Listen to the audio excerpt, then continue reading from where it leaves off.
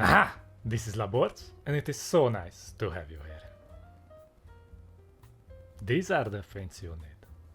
First, I'm scraping off the mod lines from the miniatures.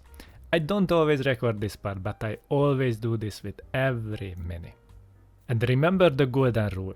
Scraping off some details to get rid of some mod lines is always better than having a mod line. Okay? These multiple men are quite good because they only have some over the sides of their limbs. I use the dual part of my blade and apply some pressure to remove the mod lines. I do 5 at a time, and I recommend doing these in batches if this is your first time painting a large number of minis. Next is priming time. I'm using this primer all the time. It's the Vallejo Mecha Primer Black. I use a 2mm airbrush and I add about 5 drops of thinner and 10 drops of primer to the airbrush cap and mix it by pinching on the needle while pushing and pulling the trigger back to let the air work in the airbrush cap. If you don't have an airbrush, you can use Rattle primers, but if you are into painting bigger games like Zombicide, I would advise getting an airbrush. They are not that loud and you don't necessarily need those big ventilation chambers they are selling for airbrushes. If you have a room with a window and you can open that window where you are airbrushing, you'll be fine. I never had any problems.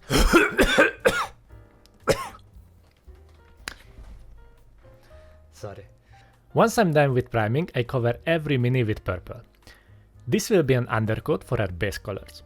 You see, purple is very good for the shadows and also goes very well for underskin tones. I looked at Granny's leg when changing her socks, and all that pale grey skin and the varicose veins gave me the inspiration for this paint job.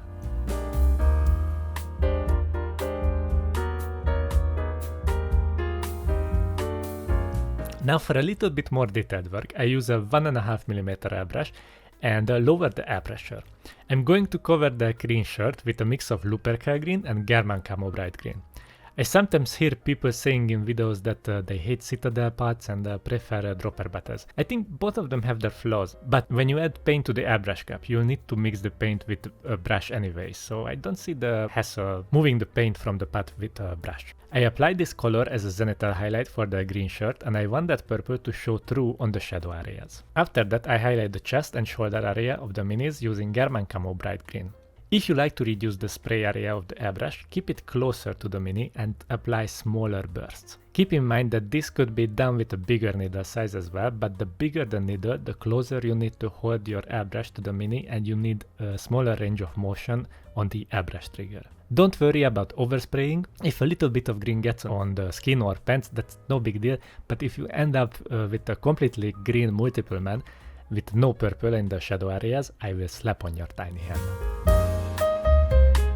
Okay, now I switch to a brush and start working on the skin. I apply thin layers of Night Questor flesh. As you can see, this almost instantly creates a decomposing flesh look with all the purple shadows. I emphasize the forehead, nose, cheeks and jawline areas. It is very important to use thin layers and apply at least 2 coats to build up the opacity and have somewhat smooth blends. Since we are speed painting, we don't take extra time with blending, and these guys took like 40 minutes per piece to finish them with the bases. And I think they look quite okay considering how much time it took to paint one. Maybe you followed one of my other tutorials where I painted something to a relatively high standard for Marvel Zombies, but keep in mind when we are batch painting, we want to cut corners. If you feel like you want to paint these multiple men absolutely stunning and have creamy blends, take Papa Laborts' advice and paint them to a standard that you are okay with and won't throw up in your mouth when looking at it. And when you painted all of them to an okay level, if you feel like it, then work on it more and add more highlights, a little bit more blends. But probably you don't want to improve them once you are done. Okay? But you'll be happy once you finish them all, and you should be proud of yourself if you do so. Not every mini needs to be painted to your highest skill level, okay? Because you are going to burn out, and that's never fun. Next, I paint the eyes and teeth with ice yellow. When painting eyes, the consistency you are using is key. As you can see, my brush is loaded to the brim, so the paint has more time to dry between the bristles. So we have more time to work with the paint. Some painters prefer to use a retardant medium to slow down the drying time, but if you dilute the paint with more medium or water than needed, you will decrease the coverage, and for the eyes and the teeth, you don't want to add multiple layers, because the more time you need to touch those little eyeballs with the brush, the more chance you will have to make mistakes. If you make mistakes, I will slap on your tiny hand, and after you are done quietly sobbing, we will learn from our mistakes and keep painting more little eyeballs with fear in our little hearts from more slaps on our tiny hands. Okay? By the way, if you have a hard time painting, guys, batch painting is a great exercise to get better. Like with most skills, repetition is key, and if you need to paint 10 pairs of eyes in a row, you'll get better. That's how you improve your painting, and if anyone says otherwise, they are lying, because they are evil, and Papa Laborts is the truth, and Papa Laborts is the way. To highlight the skin, I use Cadian Flash Tone. I hope you guys didn't get rid of our nice purple shadows, because this Cadian Flash will make all the multiple men look extremely pale looking, if you have some depth in the shadow areas. If not, I will slap on your tiny hand. I'm separating the eyebrow and forehead area to leave a little bit of the previous Nightquester Flash show through. I reduce the highlight areas more on the limbs as well. I don't really highlight the fleshy parts inside the holes of the clothing, I want to focus on the face. With Cavalry Brown, I cover the leather parts of the belts around the waist. Try not to stain the pants with this color, because I will slap on your tiny hand. After that, I give a quick round of dry brush to the pants with Slanish Grey. I'm using this cheap synthetic brush for that and catching all the raised edges. I try to catch that X symbol on the belt buckle to highlight it fast and bring out the detail on the logo. I mostly do this on the leg surface that faces up and some parts of the boots. And the boots on the spawn cards are black, but I'm okay with leaving them purple.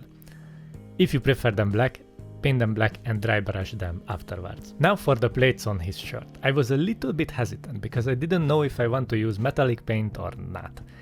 For one, I wasn't sure if these plates are metal or plastic, so I painted them with Parasite Brown. Metallic paint would create a strange look for me for some reason, or that's what I felt at the moment. Anyway, if you prefer to paint them with a gold metallic paint, don't let Papa Laborts manipulate you into painting a very quick and the Speedpaint NMM, which is very fast, and you won't believe how this guy paints slap-chop clickbait. Then I highlighted the blades with yellow ochre to add some extra detail. Little bit of edge highlights on the top part, and I cover around half of the plates to have a simple transition on the flat areas. I'm not blending any of this stuff, just a quick highlight, and I try to follow the circular shape of these plates. See, I told you, it's quick. Never ever doubt Papa Laborts again. So as we did for the pants, we give a very gentle dry brush to the hair. I'm extremely soft and gentle with my brush strokes, and it nicely picks out some hair looks. If you have any idea how to highlight the hair any quicker, let me know in the comments. I'm muting back the highlights with some strong tone on the pants. Put the wash on my wet palette so it's a little bit diluted. This will increase the depth of the shadows and add some detail to the pants. Don't soak these pants, because it's not like Papa Laborts is entering in the room. But really guys, if the wash pulls up too much on the surface, it will create stains, so move the wash towards the recesses. I wanted to push the contrast on the green part, so I mixed ice yellow with German Camo bright green and highlighted the folds around the shoulders and chest area. Now with this step, I do some blending with some glazing. So I thin down the paint and start the brush stroke in the dark green and end it in the bright green area. Now I glaze over some yellow of these highlights to make them a little bit more saturated. This needs around 2 layers as well, and make sure you wait for your layers to dry before applying the new one, or I will slap on your tiny hand. Now the base painting tutorial is Patreon exclusive. If you like to access to that content, you can find the link in the video description. With that, multiple men are done and ready for the table. Paint them in batches so you can finish the box faster, and if you like the video, please leave a like and a comment for old Papa Laborts to read, or even share it with someone who didn't paint their multiple men yet. And shame them about it, like a true friend, because bullying is back, and I'm here for it. A huge thanks to my Patreons who support this kind of videos. If you guys interested in PDF guides and some exclusive content, or online coaching, or to get a special shout out like Cold Blooded Dome, Trying to Paint Minis, Jonathan Mosner, Glitchy Macrash, Penoman45, consider joining my Patreon page. I hope the rest of your day will be as smooth as a granny's butt cheek.